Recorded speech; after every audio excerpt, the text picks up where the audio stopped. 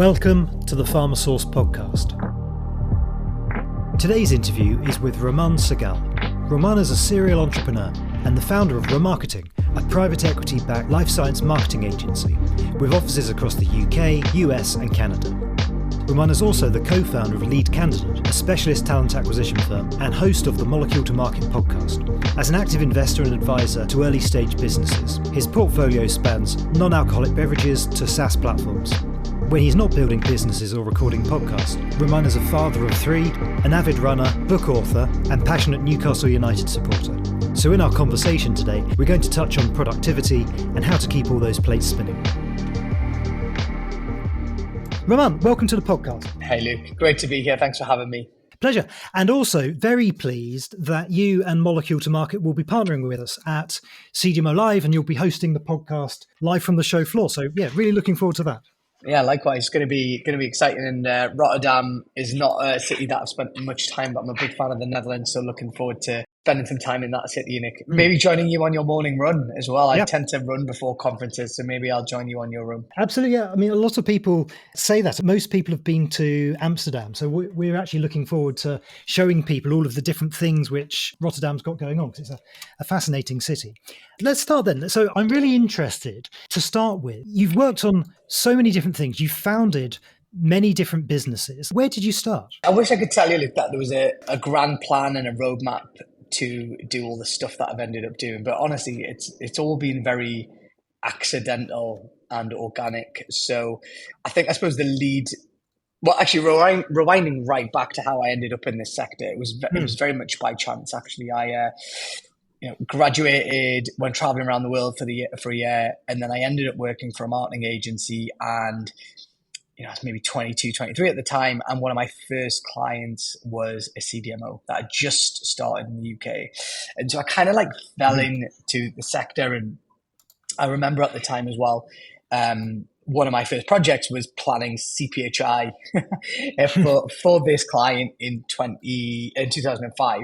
So, knew nothing about the sector. So I had to really kind of deep dive on clinical trials and, GMP manufacturing, and I was fortunate that the manufacturer, which was then bought by Shire and then Takeda, and now is part of a company called the Wasdale Group, it became kind of the foundation to my knowledge of the sector, going to a lot of the events, and then ultimately the creation of my first business was a company called Ramarketing, or is a company called Ramarketing that I started in 2009, and that was again very. It was a consequence of just circumstance more than anything, where a couple of the CDMO was split from another company in the pharma manufacturing space, and the CEO of that business said, "Hey, can you look after our website and do the PR and do the content stuff on the side?" And I was like, "Sure, I can do it." And lo and behold, I had to set up a company and come up with a name, and the name Remarketing was genuinely like a joke on a night out when I'd had a few drinks with some friends, and it was kind of like, oh, we should merge marketing with your name and that'll be fine. And I didn't expect it 16 years later to become what it has become now. In your book, Floundering Founder, you talk a bit about that experience and about how at the time you were working across various different industry verticals. You did some analysis, I think, of your clients, and you chose to focus specifically on pharma. I wonder if you could talk a bit more about that process, please. Yeah, sure. And it's interesting. It's without doubt the most kind of referenced kind of tool in the book that I kind of pulled together, and it's actually pretty simple, and it's applicable probably for most of your listeners that are in the B2B space. But effectively, think of a kind of a four matrix, kind of like four boxes. And you got on one axis, you've got a low maintenance versus high maintenance client, and then low value versus high value. So effectively, you end up dotting your clients and even prospects on this sheet, which is basically looking at what makes effectively helps you think about what makes a good client. And on the whole, what you really, really want is a high value, low maintenance client.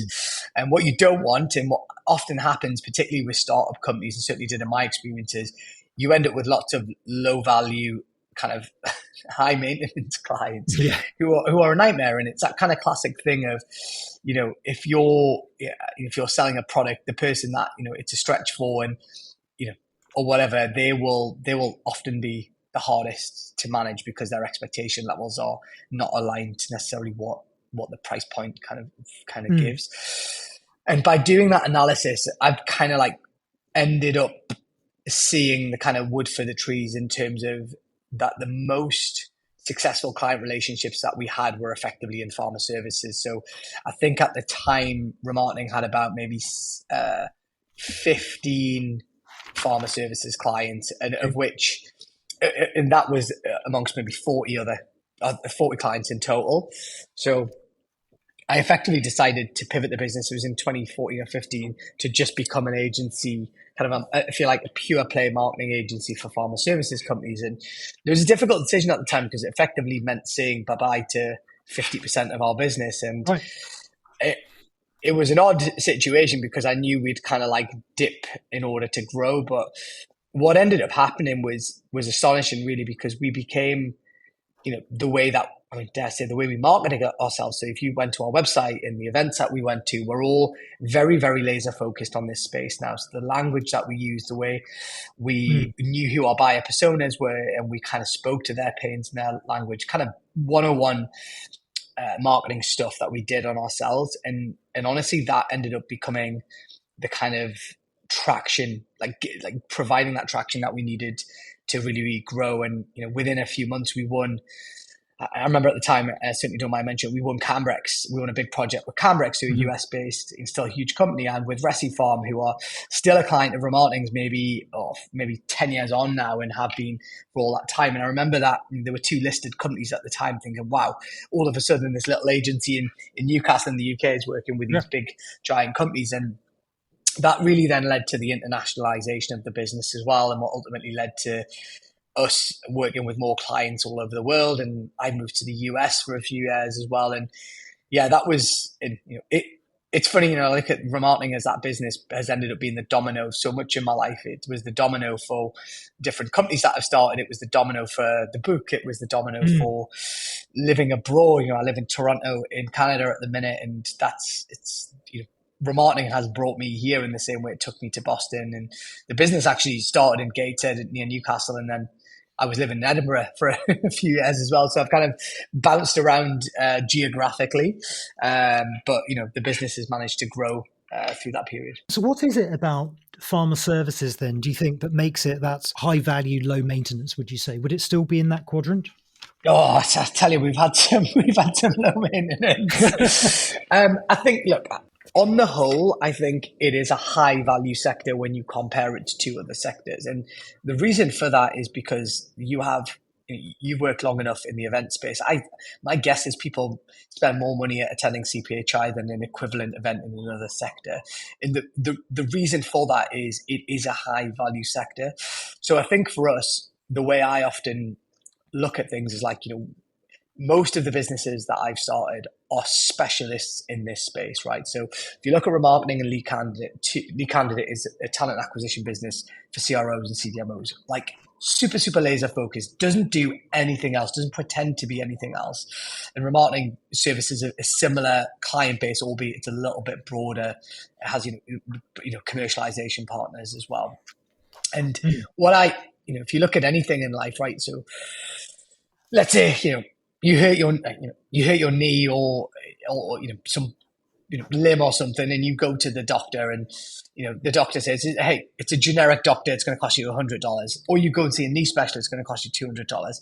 I can guarantee 9 times out of 10 that people are going to go for the latter, and they'll pay the premium to go see a specialist.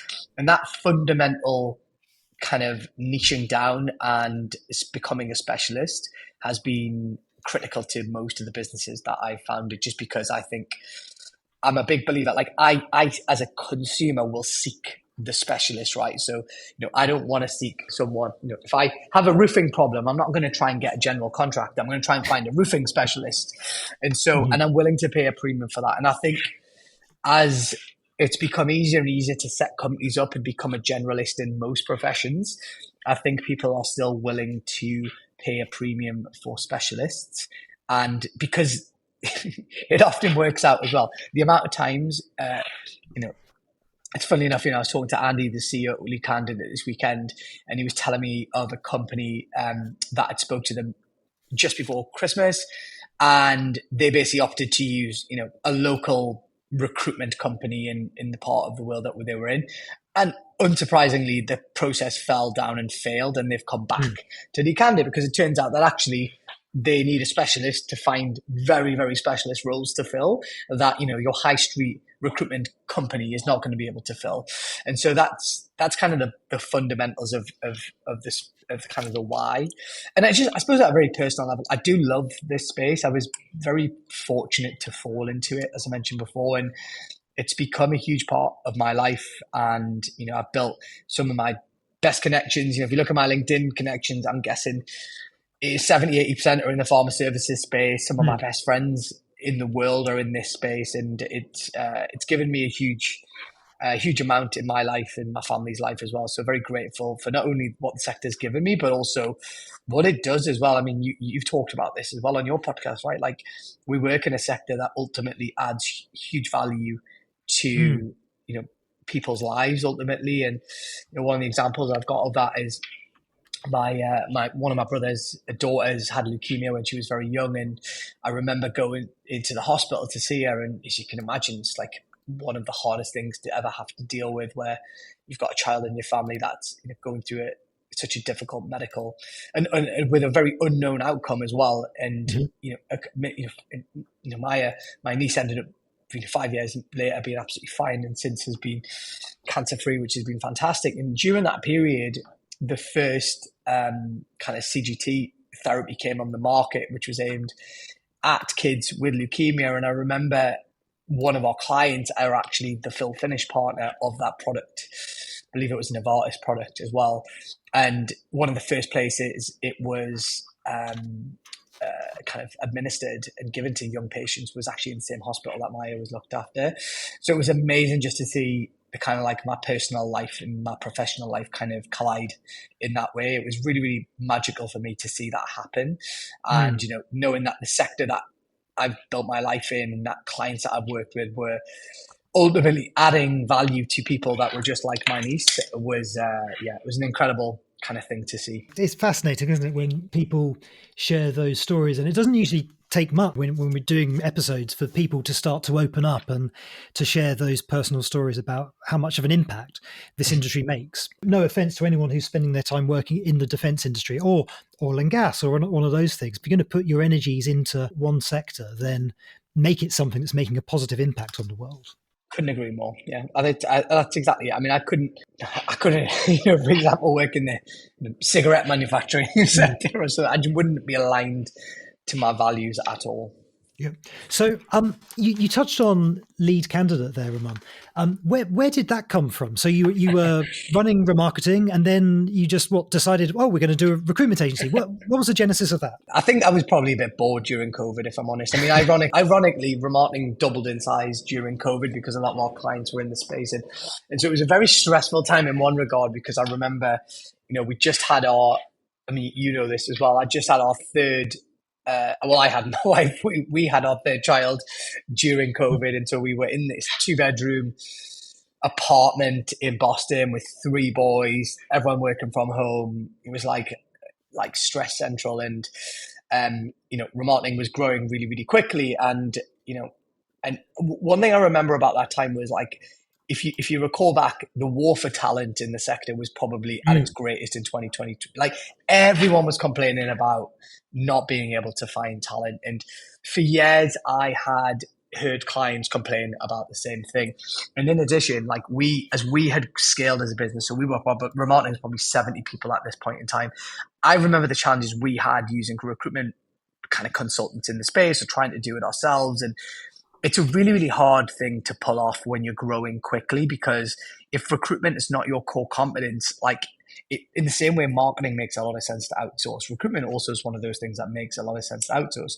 But what I was really struggling to find was someone that knew not only our sector, but knew who kind of like the importance of culture fit as well as capability fit. And so we'd actually toyed with the idea of like almost creating like a recruitment arm within remarketing, but it kind of diluted the company message a bit. And Emma, the CEO of Remarketing, was kind of like, I like the idea, I just don't think it fits within the company. And I think she was absolutely right. And so that ended up me then creating effectively it was a completely separate company. And a guy called Andy Mears, who I'd known for a long time, had worked in the sector, but it was actually just a good friend. And Fiona Cruikshank, who was a shareholder of Remarketing at the time, her and I basically used Andy as a bit of a consultant to help us think about how we get this idea that we've got of basically doing talent acquisition differently in the CDMO CRO space, where it was high touch. It was really, really focused on looking after candidates. The other thing is I'd seen so many recruitment consultants just treat candidates like crap, but actually like the candidates are your product, right? Like they are the thing you are ultimately selling. So actually I just couldn't get my head around why you wouldn't treat them with the same level of respect as the paying client. So we kind of built this kind of almost this thesis around like how to do like high touch, like really high value, really specialized recruitment in the space. And Andy, we were using as a consultant to help us bid it. And he was like, I remember he rang me one day saying, hey, like, I really like what we're talking about. Like, maybe I should do it. And we were like, yes, please do. Because I'm not from a recruitment background. And the last thing I wanted to do was create a recruitment business that I had to run. So Andy came in to run it, but with Fiona, who'd built and sold kind of businesses in the space. And obviously I had a bit of success with Remarketing in terms of scaling as well. So collectively, we kind of brought this brain power together to get Lead Candidate off the ground in 20, I think it was like we met maybe end of 2020. So it was mid 21 that came about. And yeah, and hey, and Andy, like if you look at Andy Mears' LinkedIn post, like the first couple of years, getting any business off the ground in this space is really difficult because it takes time and it takes patience, and it is a conservative sector. So you no doubt Luke has seen this in your space. Like people don't want to switch suppliers. They're like, they need people to know that this supplier is going to be around for a while. And so it's definitely taken Lead Candidate a bit more time, but I mean, the last 2024 has been a monumental year for the business, and it's grown. I think it's up to 11 or 12 people now. Just hired its first team member in the US as well, Brandon. And so it's been amazing to be part of that journey without to be the one driving it, if that makes sense. That's the big difference, I suppose. It's been a transition personally for me to almost be a director and and then he said mentor, that's probably not the right word. Like just being a support for Andy as the CEO and using my connections and contacts and intel to help drive the business without actually being the one to actually do all the doing. And that's been like the stark difference, if you like, from Remarketing is like, obviously I was driving that business for many years until I hired a CEO to kind of take over.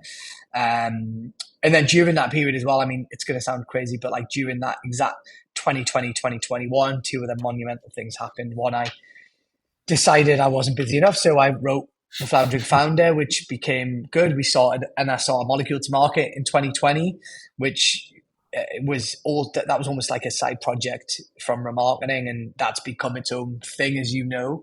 Yeah, it's a great podcast. I'll just give it a quick plug. If for whatever reason you haven't heard that yet, and if you're listening to this, you like podcasts, absolutely check out Molecule to Market. Thank you. Excellent interviews. Similar to yourselves, we interview people in the space. I suppose the differential for us is, we're up to 200 episodes. It's typically CEOs and C-suite, and certainly your podcast, I think, is really smart in that it does. You guys do a lot of practical advice, like around external outsourcing, whereas I think for us, certainly for Molecule to Market, the focus is much more around the individual, their journey, the mistakes that they've made, and some of their learnings and insights. And then, of course, like a bit about their organization. And then we kind of really focus on trends and what's happening in kind of market intel. And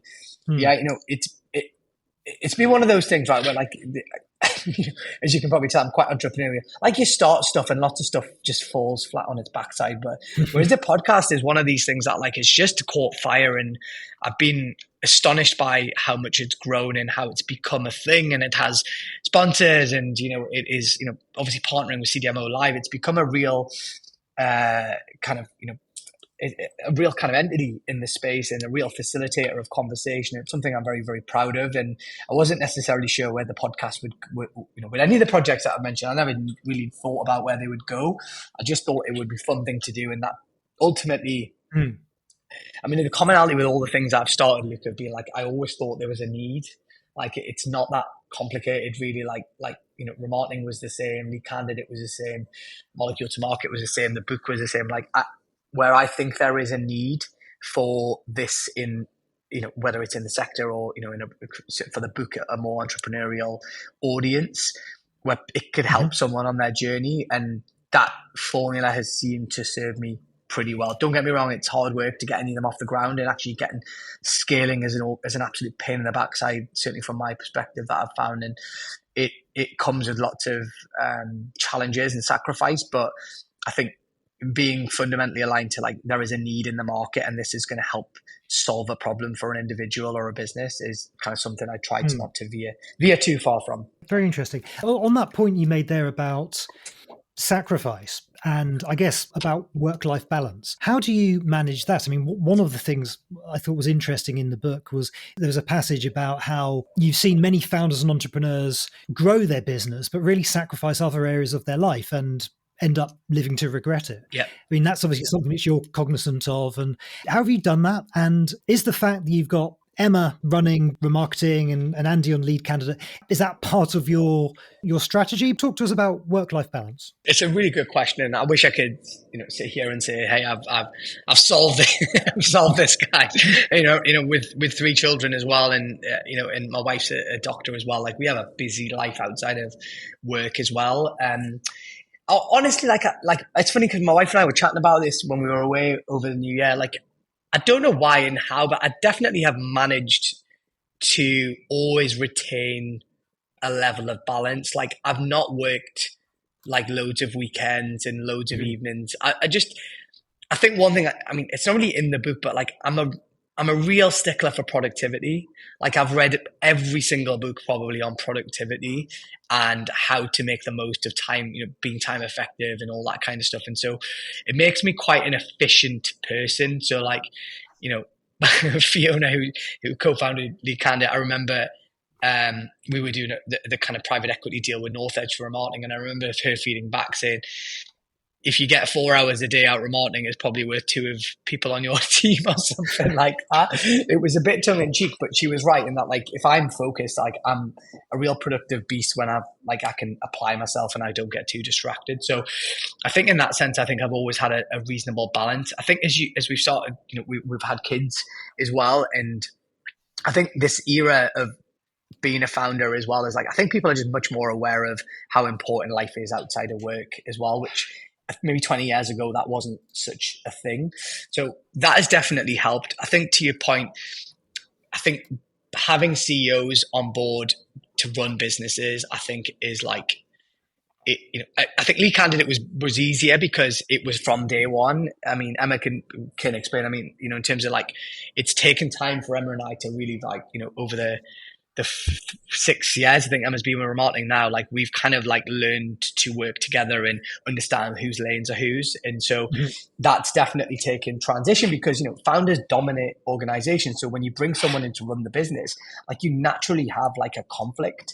And so, but we work very closely together for a long time. We speak twice a week, and that's all of that has gone into, like, respecting each other and knowing kind of how things, I mean, today, it's no shock, or it's no kind of secret. Like, I don't run the business day to day. I haven't run remarketing day to day for a good few years, and there's no way I could have sold, a chunk of the business to a private equity business without that being the case. What we have done is, like, learned to harness my superpowers within both of those businesses, actually, which is, like, really, I think, in the book, there's an exercise which talks about delegation and understanding what your superpower is.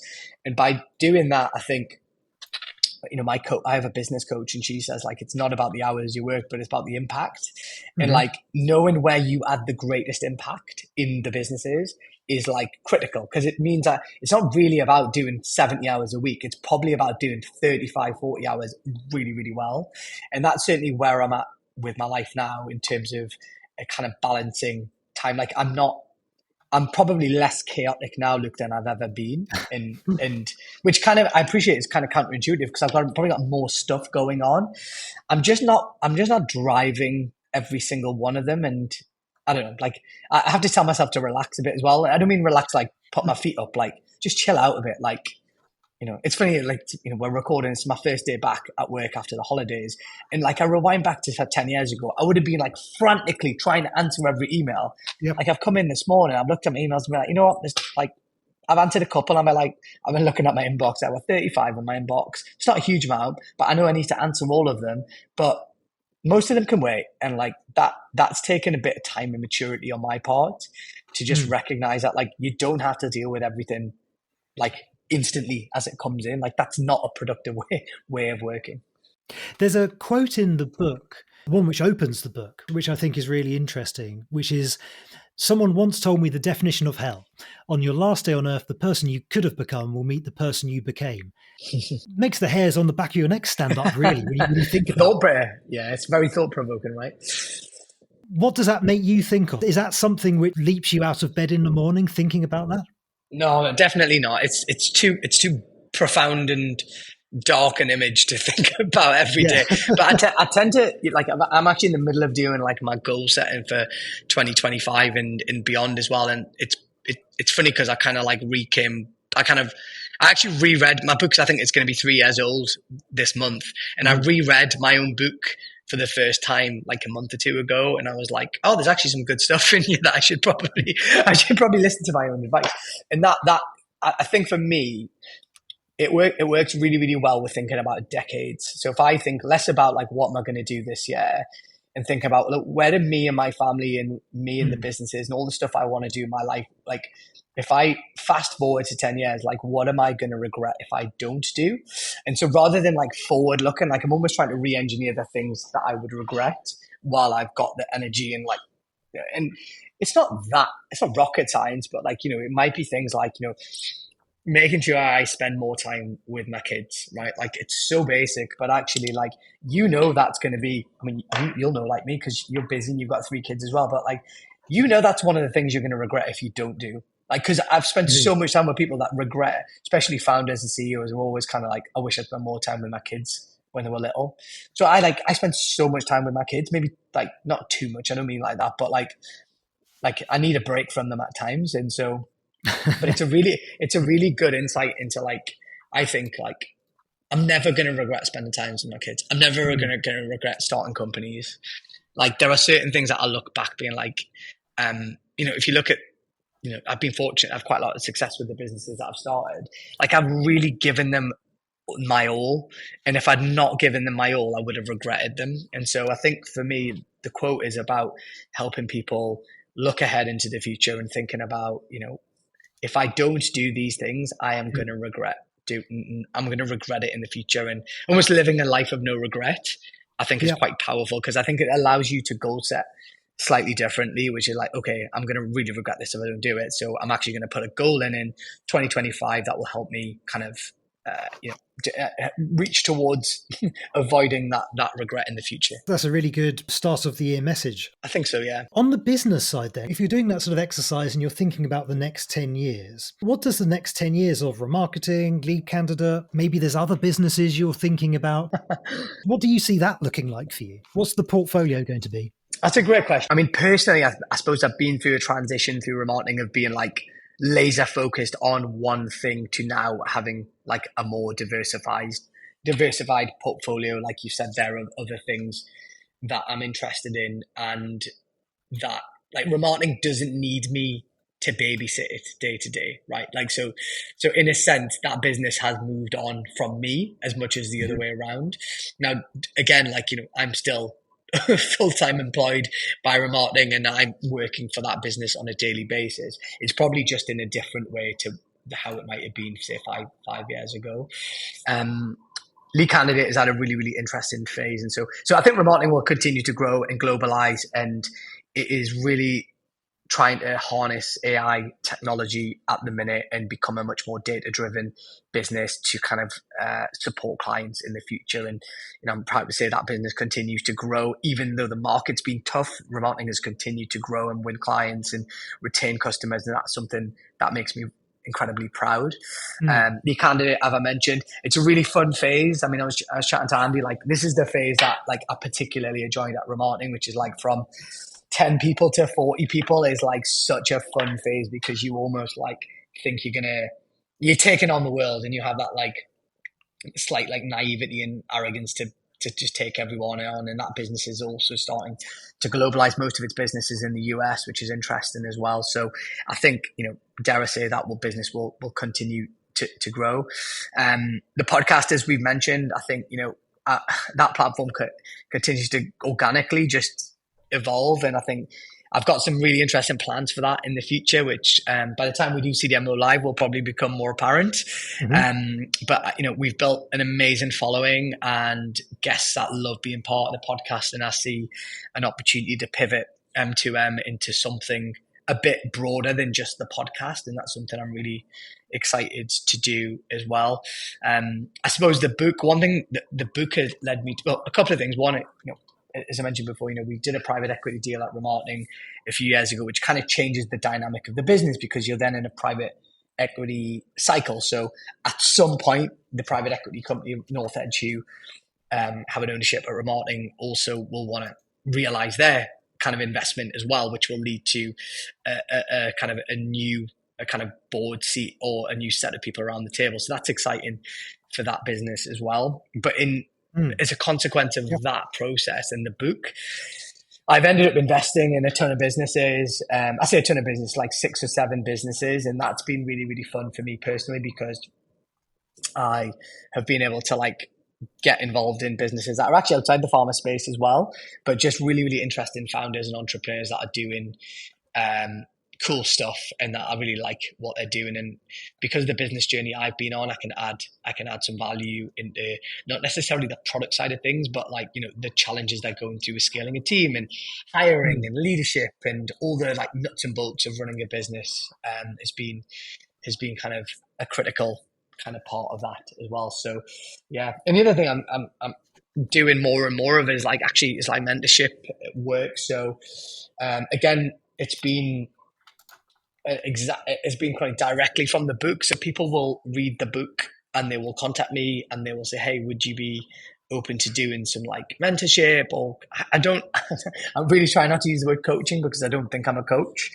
Like in the spirit of the book, like I'm the type of mentor who like will brainstorm and come up with solutions rather than just sit and listen, which is what a business coach often does. They'll almost let you get there yourself. But the people I'm working with are often a bit stuck in trying to work out what to do. And I'll almost be like, have you tried this? Have you done this? Have you done that?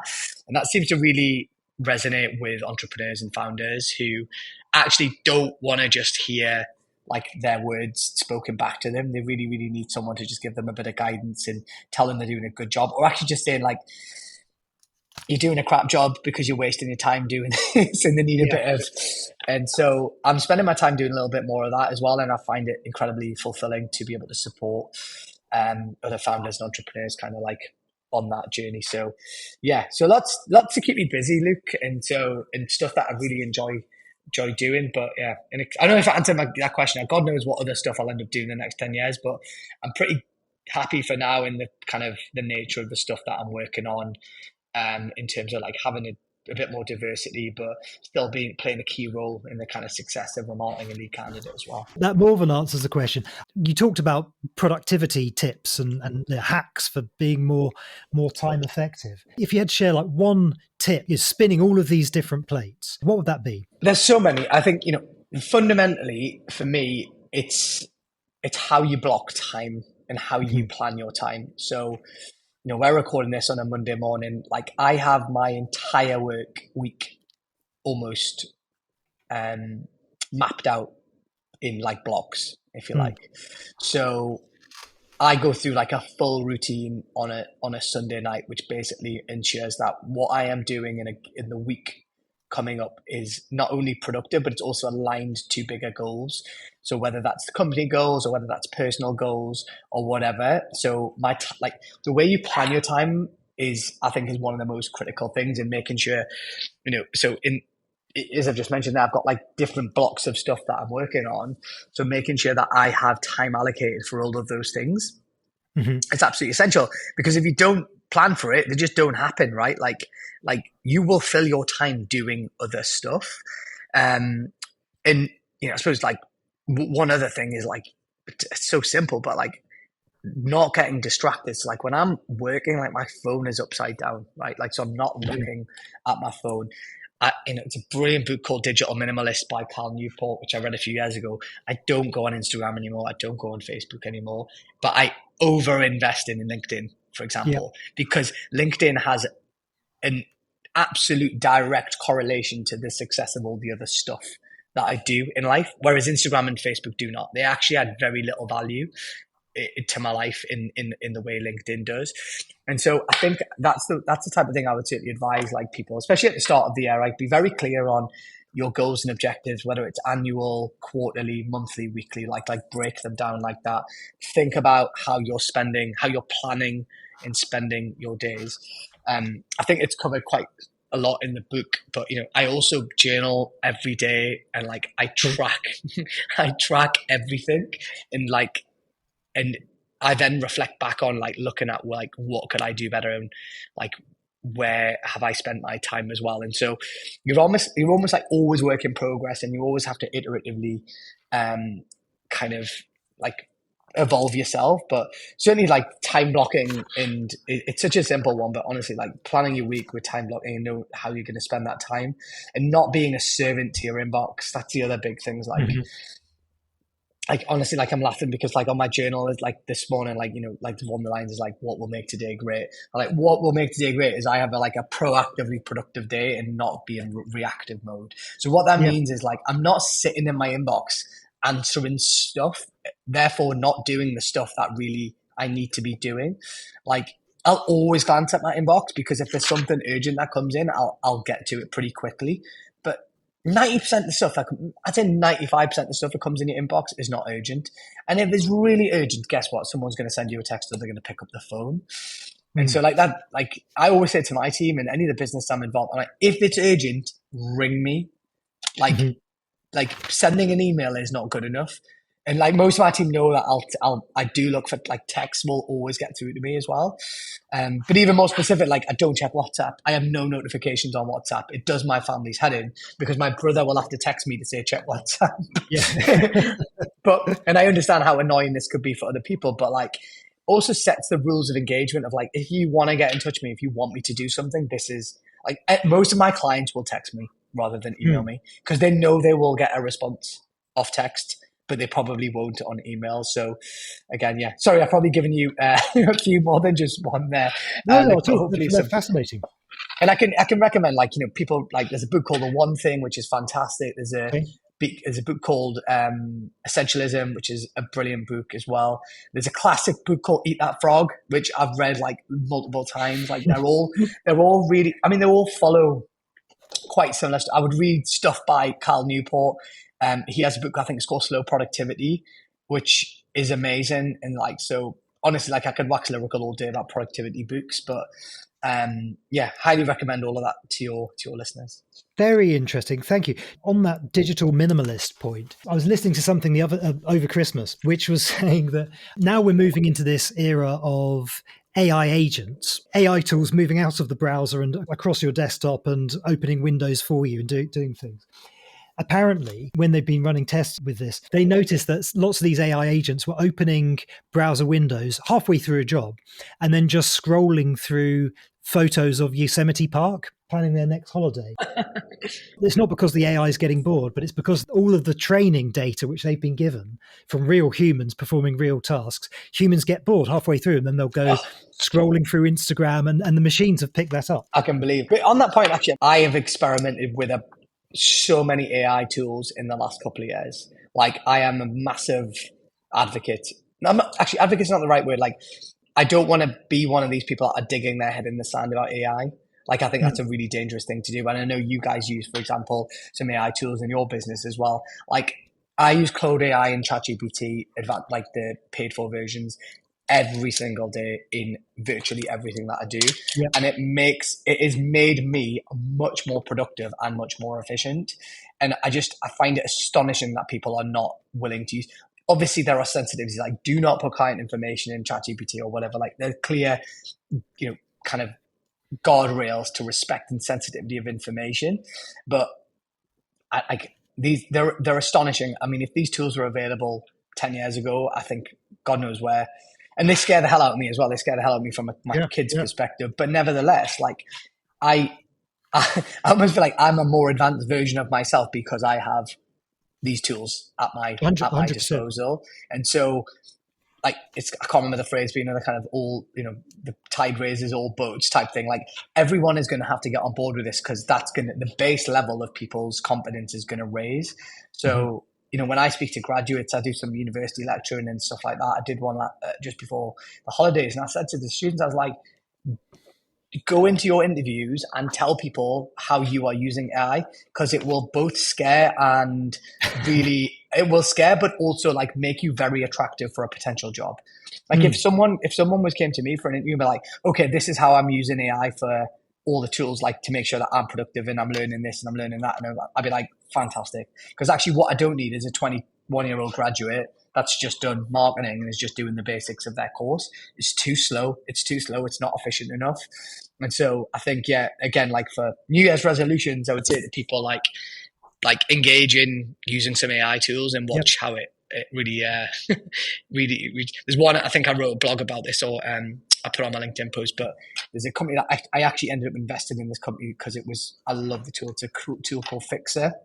Okay. Which is Fyxer, fixer.ai. And honestly, it is astonishing what it does. It sits in your inbox, it labels your emails, it syncs with your calendar when people ask for meetings, and it drafts emails in your tone of voice on your behalf. And it writes notes in meetings and it sends them all to the people. It is honestly amazing. It was so good, in fact, that I ended up meeting the founders earlier this year, last year, and I ended up investing in that company. And the growth of that business is like, they've gone from like, I might be getting my numbers wrong, but when I met them, I think they were doing like £200,000 a year. Like that's it, like ARR, like not very much. And at the end of the year, they're on track for 3 million. Wow.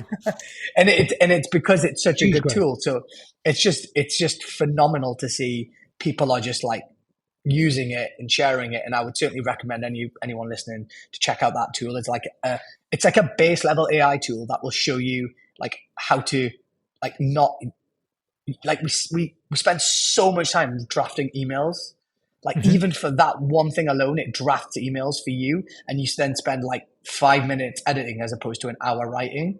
Like, so for me, it's given me a day to a day and a half back each week, which I think is astonishing. So amazing. Fixer.ai. That's going to be me for the evening, I think, Raman. Do it and let me know how it turns out. But and look, thanks so much for having me on podcast. I feel very honoured to be on your podcast, and congratulations for all the good stuff that you and Chris are doing, and very excited to be part of CDMO Live in May as well. And look forward to meeting you and seeing you in person soon. Experience the future of contract manufacturing at CDMO Live 2025. Join us at the World Trade Centre Rotterdam on May the 7th and 8th, 2025 for an exclusive event that brings together the sharpest minds in biopharma outsourcing. For 2 days filled with market insights, best practices and partnering. Early bird tickets are now available, so head to cdmolive.com to download the agenda and to book your ticket.